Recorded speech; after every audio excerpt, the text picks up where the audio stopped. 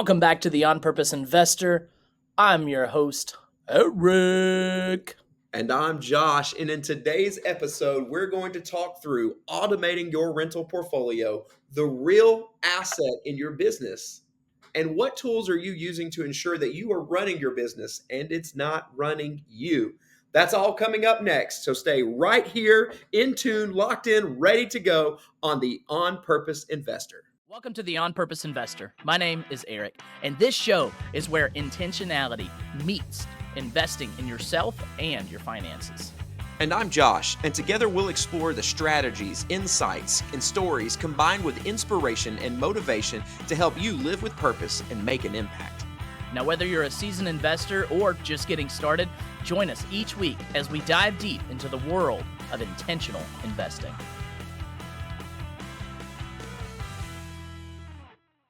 Today, we are learning all about automation and leaning into what being a business owner and not a business operator looks like. So, Josh, let's get right to it. Automation. We aren't talking about letting robots run our business, or maybe we are. I don't know. But what is automation and what tools are you using in your business, Josh? Look, so first off, automation, I thought, like, I saw the movie Terminator and I was convinced that there was like a Skylab thing floating above us and we're going to activate it and it's probably going to destroy us all. So that's what I thought automation was. And I would love to have a fleet of robots because I was telling you before we logged on today that I've got this flip, man. And I think for every one person on the planet, this property has 6 fleas. So I need some robot exterminators. Anyways, to throw that out there, but I've got a lot of stuff that I'm starting in my automation in my business, Eric. I know I use 2 different tools right now for my single family rentals.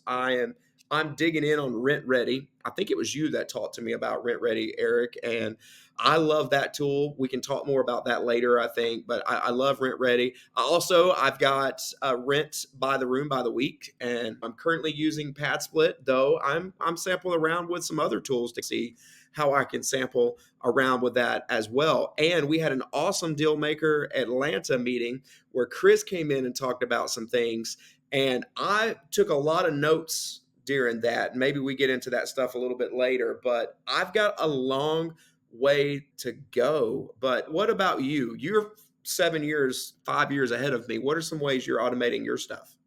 Yeah, Josh, appreciate you asking. In our business, we have delved into automation pretty much since the right beginning of getting into investing in real estate. We started off with a couple of different tenant management systems like Rently, and there were some other platforms we used to make sure our tenants had an easy way to pay their rent. They had an easy way to submit maintenance tickets. They had a very uncumbersome way to communicate their needs with us. But even before that, we were starting to even automate what it was for people to apply for our properties.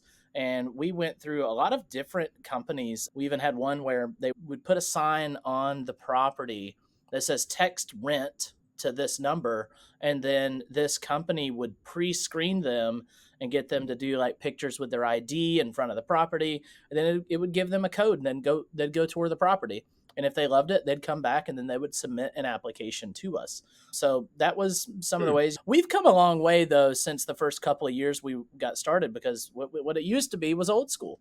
We'd put a sign in the yard, would put a classified in the paper, we'd host an open house twice, sometimes just one. We'd get a perfect tenant in that first one. But at those open houses, people would fill out applications. They'd leave us a check. We'd take those applications home. We would sift through them. We would call references. We would do all those things. And we quickly realized that we were at 3 properties then. And every time a rental came available, it was about 16 to 20 hours of work in just screening tenants. And we had to find a better way to do that. And so we started implementing some pre-screening tools through Rent Ready. We started using TransUnion Smart Move, which gives your prospective tenant a tenant score of how likely are they to pay their rent, how likely are they to skip rent, and it gives you a full kind of look at what exactly has this person been doing for 7 years, and what does that mean they're going to start doing for you. And Josh was saying we did have an amazing Dealmaker Atlanta meetup this past week that Chris Peischer, a great friend and mentor of mine out of Middle Georgia, came up and gave a presentation on what he specializes in. And his program and his book are called The Automated Landlord. And he is just slap full of wisdom and knowledge. And he's been there, done that, and found a better way to do it, and just shared with us at Dealmaker Atlanta. So yeah, let's get into a little bit more about this episode on why is it important for us landlords to start automating, and why are people hesitant to automate? There are your old school mom and pop shops that they collect rent in their mailbox, or they go pick up cash or checks. They're doing paper applications, they're accepting calls on their personal phones, they're constantly at those properties. So let's dive into it, Josh. Yeah, look, how about this? Let's get this thing started. Can we just talk about what problems come from not automating? Like, I'll get us started. Do you ever feel like you're like stuck in the minutia of daily tasks? Mm. Like, I literally, I'm not making this up. Probably, what do you say, 2 hours before we started recording the show, Eric shot me a text. He said, "How's your day going?" I'm like, I forget how I worded it, but it was like, honestly, I'm drowning. And it's, what am I actually doing, Eric? I was out cutting grass, and that didn't seem like a big deal. But cutting grass when you have enough properties to fill up the side of a monopoly board, that's a lot of grass cutting. And we even started talking about rent collection. You just mentioned screening tenants. If you're not careful, it becomes hours and hours of extra work. And one of the things that I always like to talk about is I didn't get into this profession for money. For me personally, man, I'm here for time. And if I'm Yeah. not careful, dude, I'm losing time. Yeah, absolutely. And that's one thing that here at the On Purpose Investor, we want you to be on purpose. We want you to be intentional on how you're building your business. And I promise you, it's much easier to turn a canoe around in the water than it is a cruise ship. So Yes. before your business gets to the size of a cruise ship, use the nimbility, the nimbleness, the nimbility. Did I just make up a word? Nimble bimble. I don't know. We're gonna go with it. I like it. Use the nimbibly of your canoe. You can quickly turn it. You can use an automation tool for your couple of properties. And if you like it, keep it. If you don't, find something new. But start looking through the different features that these different tools offer and figure out what works for you. Just because Josh and I use something or someone else tells you to use something, it may not be right for you. There's a lot of people that I know that use Rent Ready. There's a lot of people I know that use Buildium. A lot of people I know that still use Rently. There are so many tools out there that you can use to help automate and streamline your business. You just have to figure things out. And I would really encourage you to do it when you're a canoe sized business and not a cruise ship. What other problems are coming out of not having automation? You don't have the bandwidth to deal with more important tasks in your business that are going to create a snowball for your business. When you're worried about collecting rent checks, when you're worried about following up with late rents, when you're worried about did the plumber get the call from the tenant to go fix the leak under the sink, I promise you, when you're heads deep, when you're knee deep and you're buried in that stuff, you're not going to have the bandwidth to answer that phone call from someone, which I got tonight, a phone call from a friend that says, "Hey, I have a great deal. I just need some help taking it down. Can you help me negotiate this deal?" I promise you, if I was buried in the minutia and the monotonous tasks of being a landlord, I would not have the bandwidth to answer that phone call, let alone have the follow up ability to go out there and make deals happen. That's one of the biggest things I think, that not having automation, like, it kills your ability to snowball. Yeah, you touched on it. It's almost like a theme of, without automation, or at least when you get into the business, a lot of people are just trying to generate more money. But what Mhm. automation does is it creates time. I have this portfolio, and the greatest asset that I have, which by the way is not the house. Chris talked about that. My asset is an amazing tenant. My house is just, I want to create a great property that attracts the right tenant. But if I'm not careful, I create a cycle where maybe there's money flowing in, but I have no time because it's almost like you leave one job just to get to another job. And time is more valuable than money. And Yes. automation is what we can do to create that time, because if we're not careful, the time that we do have becomes very cluttered.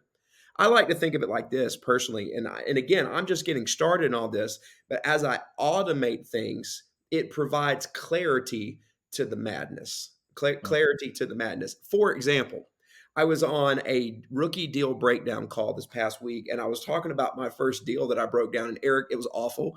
It was great, by the way. I learned so much. This property cash flows, but I did so many things the wrong way. I had subs coming in. I didn't have anybody overseeing the whole thing. And then I didn't know that you had to do an order of process. So I hadn't even fixed the beams in the crawl space before I put brand new floors across the top. It's so bad. And then I couldn't level out the floors. And I called you. If I don't know if you remember this phone call, and I'm like, Oh, I do. I remember. what do I do? Do I cut this new floor out? And of course, you taught me about Gitmo, and we could do a whole podcast on Gitmo. But I've learned in the renovation process that I have to have an order of operations, and that brings clarity to the madness. If I think of automation for that, then what automation is, it is the order of operations for my brain that can Mm. provide clarity to all the tasks. Yeah. I don't have to take up rent. I don't have to run down to the police station to get criminal background checks. I'm dang sure not important enough to call the credit bureau, but I can use apps and tools that do all of those things for me. And then I can get back to doing what I do best, which is meet and talk to people. Yeah, and that kind of rolls right into the next subject, and that is why are people, even us, why are we afraid to automate? And the one thing that I didn't even list down in our notes is that people are afraid to spend the money to automate, and, that's like this That's me, real, man. You're it's speaking a to real me. big issue because if you are paying for your automation, you're doing it wrong. And what I'm saying is, if you're paying for all the tools that help you screen tenants, there's probably a good chance that you're not charging an application fee. And people can be on both sides of this fence on, do you charge application fees? But let me tell you, when you screen a tenant to get all the way to the finish line and move into your property, you want to have invested so much time and resources into it that you know that they're going to take care of your very expensive property. And so, what do I mean by getting them to pay for it? Well, you charge an application fee, whether they are accepted or not. Be hyper clear on your listing on what is accepted and what is not. That way they can never say, you maybe pay this application fee. I didn't see anywhere in there that you don't accept people with a lower than a 550 credit score, or that you don't accept felons, or that you're not using this property for Section 8. I would have never applied if I had known that. Be hyper clear in your listing. And even in your automated messages that go out, put all of those specifications in there and say reply yes if you've read all of this and you meet all of the minimum criteria. And at that point, then it sends them an application link to complete online. But there are so many landlords out there that are afraid to spend sometimes even $100 a year on a tool that will far surpass earn them more than $100 a year. So that's like the first thing. And then just quickly into the second thing, the people are landlords out there. We're old school. We're cheap. We like to Thrifty. maximize our We're profit. thrifty, Eric. We're not cheap. We're thrifty. But even more so than that, at more than being a great deal maker, more than being thrifty or cheap, is that we are perfectionists by nature. We want our properties to be great. We want our tenants to be great. We want the work done on our houses to be great. We want everything about everything we do to be great. And when you turn it over to some computer, you're letting go. You're letting go of some type of control. And ultimately, landlords in general want to have control. The most important control that you need to maintain no matter what is control of the property. Now, the use of that property, you can, and you want to maintain control of overall use of that property, but filling the property, maintaining the property, keeping the tenants in there and keeping them happy. You don't need to have 100% control of that when you can trust on a tool and a system that has been built to be great, that you're going to pay for. You can trust on that. And I've 5 years into using Rent Ready, and I couldn't be happier because of, and promise you, this episode is not sponsored by Rent Ready or anything like that. But it's just one of the best tools that we use in our business, and it really helps us. Yeah, and to go along too, look, If I were honest, technology intimidates me just a little bit, Eric. As a teacher, sometimes I would have to take my cell phone when I couldn't figure out one of these dang apps and then hand it to a kid in my class and go, "Can you show me uh, I didn't know that you could hit the FaceTime button while you're already on the call, and come to find out, it was like a running joke because my cheek would hit this FaceTime button, and there'd just be people seeing the side of my face, and I would have no idea that was even going on because technology eludes me, and it's intimidating because it's hard. For example, there's ChatGPT. I was against that for the longest time in my business because it intimidated me because I would see all these ads about all these prompts that you have to know what prompt to ask it, and I'm like, "I don't have time for all that," but here is what I have learned just in the last week with the did you know, Eric, with the paid version of ChatGPT, and if you're a rookie investor out there who doesn't have a lot of experience, that this is a skill that you can do to you can go put this episode into action right now. With the paid version of ChatGPT, you can upload a home inspection report on a property, and then you can ask ChatGPT to analyze that entire property inspection for you, put the things in order that need to be done in order, assign an estimated cost based on estate value, and then prepare the work for your GC. It will do all that for you, and it can do it all in less than 5 minutes. That is an incredibly useful tool and an incredibly useful tip, and I'm taking that one. And full disclosure, I just learned about that in the last 48 hours. And I'm like, I've been doing this wrong the entire time. And that's just one example of what one singular tool can do. Can I give you one more thing Chat GPT can do while we're on this, Eric? Jeez, absolutely. Eric, do you role play with anyone like when you're trying to get on the phone? Maybe you've got a off market deal and you're negotiating. Have you ever done role play calls or things like I've spoken to my mirror more times than I think I've spoken to you. So, So, yes. check this out. You can get on the again, paid version of ChatGPT. You can go, "Hey, ChatGPT, I am a real estate investor. I want you to set up a scenario where I am Josh, the real estate investor, and you are John, the off-market person who I am cold calling because you have a house that has fallen on hard times because you have a family member that passed away and I am trying to get you to sell me the house. Mm. If I can convince you, you must sell me the house, but don't let it be easy. The scenario will start when I tell you to go. And when you do that, you then, using the talk feature, can literally role play out with Chat GPT, making that call. And you can do it. You and I, this is a podcast. You and I could do that together and see which one of us can get it across the finish line the fastest. That that is unworldly.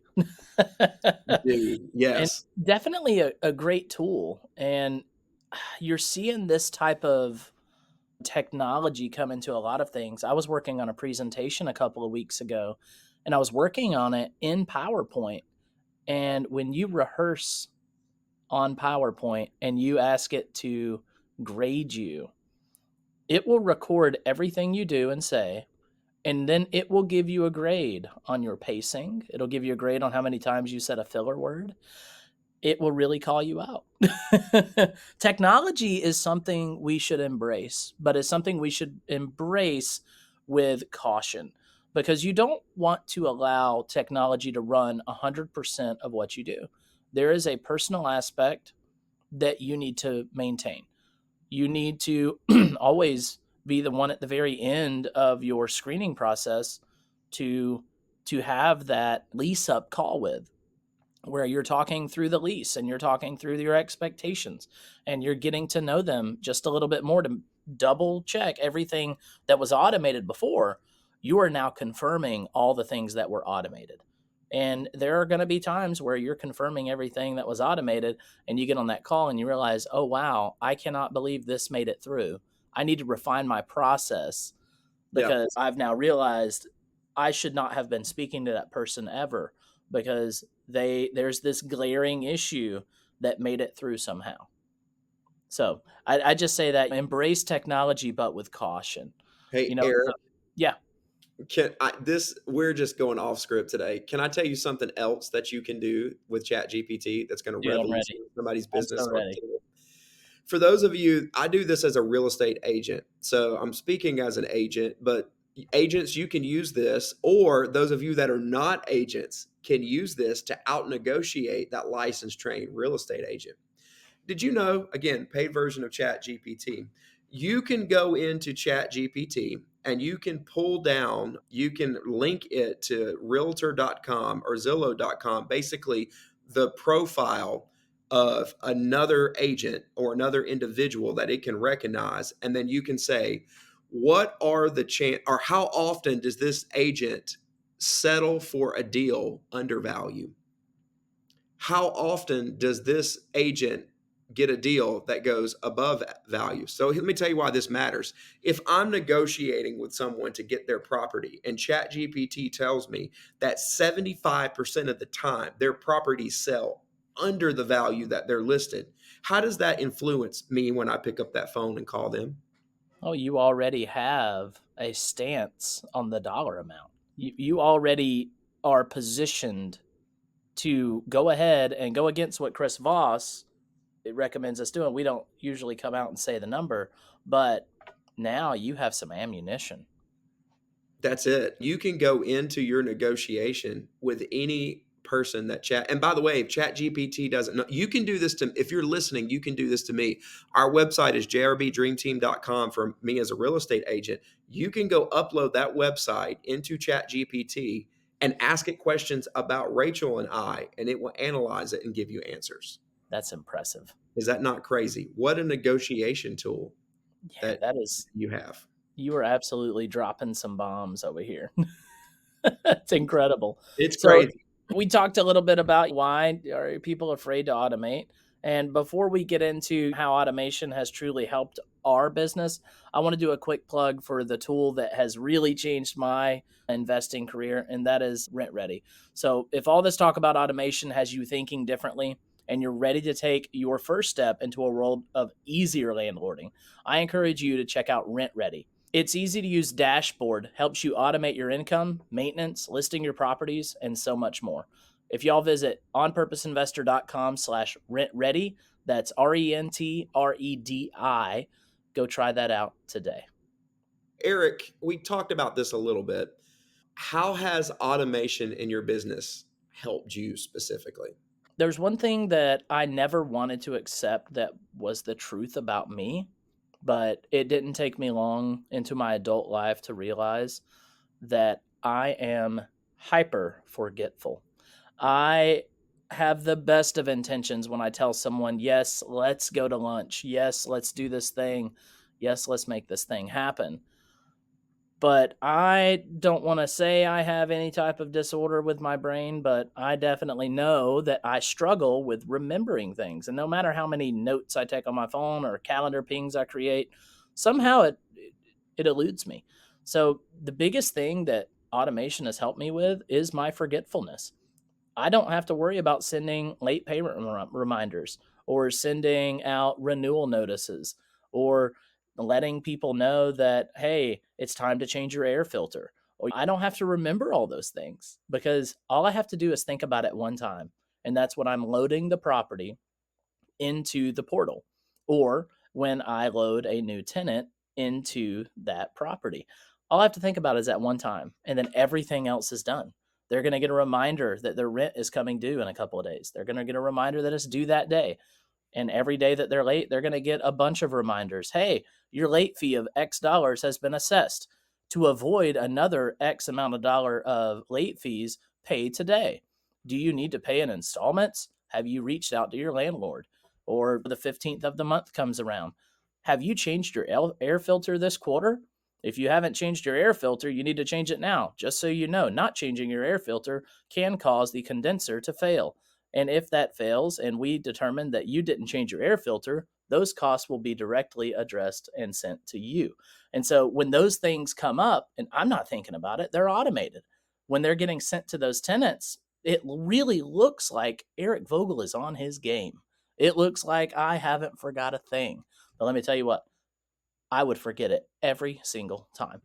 It just it takes care of the things that I would forget. So that's the biggest thing that has helped me. Do you do that through Rent Ready? Yes, there's some automated messages that you can schedule. Dude, for those of you listening to the podcast, I get just as much as you guys do from listening to it. So I actually use Rent Ready, but I didn't know it could do that. So I have learned something. I've got to get on there and go find that setting. That's cool. There you go. How God, it's like I use automation because I'm trying to create time to do the things that actually give me life. Like Yes, it's a Sunday as we record this, and I'm a churchgoer. I love going and doing those things, but I love volunteering. I love being out in the community.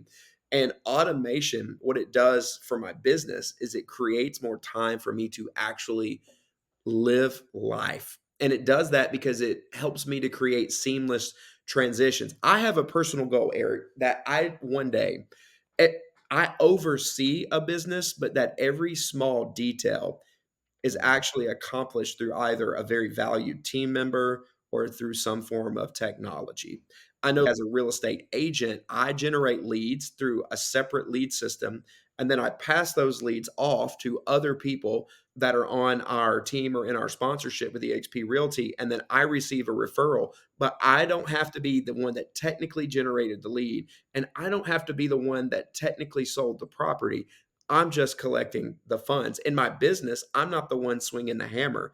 We already talked about how Rent Ready and other tools makes it so that we can automate so that basically what I'm doing is consistently overseeing those tasks, and I'm always looking, Eric, to try to find the tool that does it better. For me, that's important is technology is constantly changing, and I want to make sure that I change with it. absolutely. And I want to bring something up, a little other tool trick that I use within Let's Rent go. Ready. How many times has a tenant submitted a maintenance ticket that you get it and you're awesome at responding and you're like, you know what? I've received your maintenance ticket. I'm going to take care of it. But then life happens. Something comes up in your personal life. Maybe it's something in your work or something in your family. And the end of the day comes and you just, you finally are getting your bearings and you go back and recap what happened today and you realize, oh my gosh, there was this thing that I told this tenant I would have handled. There's this thing that I know that if I don't get it booked today, it's going to be over the weekend before it happens. And I just forgot to do it. I did not do it because life came up and I wasn't able to address it. The biggest thing that keeps people staying and paying in your properties is that you take care of the issues that arise and you do Mhm. it fast and you do it promptly. There's this really great additional tool within Rent Ready where you can assign properties to this secondary tool called Latchel. Now, Latchel is an incredible tool that I love to use where I go into Latchel and I assign who my vendors are for certain issues that arise. Now, these are vendors that I trust and I know them and I've used them and I know they're not going to take me on a run on my money. They're people that are going to take care of the property and they're going to take care of those tenants. So Latchel, I plug in all of my vendors for each property. Now, each property has different lists of vendors because they might be in different locations. But if a tenant goes in and says, my sink's leaking, Latchel is automatically going to respond with, send us pictures. And then they're going to send the pictures. And then Latchel is going to help that tenant try to figure out how to fix that leak themselves. They're going to say, there is a plastic nut where it goes into the little loop on the bottom of the pipe. Try tightening that. And they'll say, okay, I tightened it. It worked. Great. Latchel closes the ticket. But if they say, no, actually, it just came undone and now there's water everywhere, then they're going to say, okay, we're scheduling the maintenance person to come fix that. Latchel will then reach out to the plumber that I've already said is the plumber for that property, and they will schedule with that plumber. And then Latchel will coordinate with the plumber and the tenant to make sure that they align and can fix the issue. When I hear about this, I Never. don't, I don't ever hear about it. That's the What best I kind. what I see is on when I get my deposits from Rent Ready and they come into my bank account and something looks a little off, I go in and look at the transcript or the summary of charges and I see, oh, minus $125 for a plumbing repair. That's how I know. Dude, that's crazy. I didn't know it would do that either. Man, I'm I've got to increase my rent ready game. Latchel is a secondary cost, and I don't know off the top of my head what it is, but I think it's like maybe no more than $20 a property that you activate it on. You don't have to activate it on every property. We have a lot of properties that are almost maintenance free, and I will handle the one call a year that comes in on those. But other properties we have, I want to make sure that Latchel is being used because I might get a call a month. And if I get a call a month on 7 different properties, that's 7 calls a month. That's at least 1 or 2 a week. And ain't nobody got time for that. No, and to put a bow on this thing too, what I love that you're not alluding to, but flat out saying is you talked about in that scenario with the tenant fixing the sink. What you created was a system that wasn't just good for you, it was also good for the tenant. Yeah, The tenant was actually had the information that there's a chance that they could have their sink fixed right that second. And if they couldn't, they didn't have to wait until they got a hold of you, if it was 2 in the morning. However, you have a system that's not just beneficial for you as the landlord, but it's yeah, really good for the tenant. And for me personally, especially being a person of faith, I always say these tenants were placed in my properties so that I have some responsibility to be the best for them in this season of life. right. And automation does that. It actually is better for the tenant. Yeah, it is because it takes away the human error tendencies of life happening, and no one can predict things that come up in your life. And when you say yes to something, you're saying no to something else. And sometimes it's very important that what you're saying yes to means that you are saying no to something else that can wait or that needs to wait. Because I promise you, there's not a rental property in this world that would come before the health and wellness of my family. I don't care if a property is in complete disrepair or in the middle of being, I don't know, burnt down or something. I might answer the call and say, "Hey, get out and call the fire department." But other Right. than that, Why are you calling I'll me? I'll deal with that another time if there's something more pressing happening. Look, we've talked a lot today. Just, I mean, we've really only scratched the surface. But if someone wanted to get started with this today, let's put this in some action steps. How do we get going with this today? Yeah, I'm going to start off, and we haven't talked about it all episode, but it's an exercise that I do within Dream Life University that really helps people to get a grip on figuring out what exactly do I do so that I can start figuring out what can be automated and what should be automated. And you might even figure out some things need to be eliminated. So, this is the 4 quadrant chart that I created in Dream Life University. And on the top left, you're going to place I'm bad at it and I don't like it. That's what goes in your top left quadrant. And your top right quadrant goes in to I'm pretty good at it, but I don't enjoy it. And then your bottom left quadrant is that I'm not that great at it, but I really like it. And then your bottom quadrant is I'm really good at it and I love it. And you list out every single thing that you do for your business into those quadrants. And then you start to have to figure out in the top left quadrant, you're bad at it and you don't like it. You need to assign A, D, or E. Are you going to automate this thing? Does it have to stay? If it does have to stay, whatever's in that top left quadrant, you need to automate that or delegate that immediately because it's taking away from everything else you do. And then there are some things up in that top left quadrant that you can figure out ways to either automate it or delegate it. Maybe you have a PA, a personal assistant that can take care of it for you, which in turn ends up being automation. Or you might figure out, you know what? I don't know why I keep doing this thing in my business. It has shown no growth for me. I just keep stabbing at it, but nothing seems to stick. Eliminate it. Stop doing it.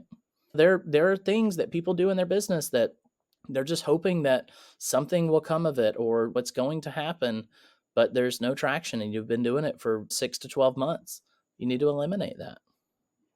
Yeah, I agree. And when you look at all that we do as landlords and renovators and flippers, for all my flippers out there, I want to make a Yes. little dolphin sound. It's like, how do we eat this elephant? Obviously, you eat it one bite at a time. So start with one process. and use what Eric just talked about. I personally went through Dream Life University, and I remember doing this, and there were so many things that I thought I associated Eric being good at something with that meant I was supposed to do it. But I love how in the top it was I'm good at it, but I hate it. Yeah. Because you just mentioned when you're bad at it, you hate it, jettison it. I'm at the little second phase now where I'm also looking at some things that I'm good at, but I don't like doing them. And I can It's find Yeah, stuff it's to hard to suck at mowing grass. It really is. Like, mowing grass is a pretty cathartic experience, and it's pretty great to do, but when it's taken away from everything else, you're good at it, and it's I'm good pretty at. hard to not be good at it. But by saying yes to that, you're saying no to a lot of other things. Yep. And I just hired someone to cut my own grass at my own house just for a small season because I don't have the time for it right now while I'm finishing a rather large project. And so some things shifted in my quadrant. And yes, I check my quadrant every quarter and check and say, hey, there's some new things on this top left or top. I need to figure out something. Yeah, I love that too. And to throw this out there again for people who are just getting started, you got to go back and revisit this because there's a lot of things that when I first did Dream Life, I would have said that I hate it and I'm not good at it. But over the last 2 years, I've discovered now that, hey, I'm actually good at that and I like doing it. Mm. Give yourself some leeway. It's not just a chart that you can do at one time, do it multiple times. Absolutely. Josh, I think we've covered about everything we can cover in under 45 minutes on this episode.